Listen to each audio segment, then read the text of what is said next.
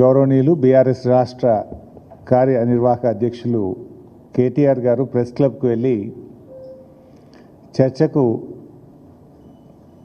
రేవంత్ రెడ్డి గారు విసిన సవాల్ను స్వీకరించి ఆహ్వానిస్తే ముఖం చాటేసిందో మనందరికీ తెలుసు. సరే, ముఖం చాటేయడమే కాకుండా మేము క్లబ్లకు, పబ్బులకు, 5 స్టార్ హోటళ్లకు మేము రాము కదా అన్న లెవెల్లో బిల్డప్ ఇచ్చింది రేవంత్ రెడ్డి గారు. ఈరోజు ఢిల్లీలో రేవంత్ రెడ్డి గారు ప్రెస్ మీట్ ఎక్కడ పెట్టారు? 7 స్టార్ హోటల్ లీలా ప్యాలెస్లో పెట్టారు.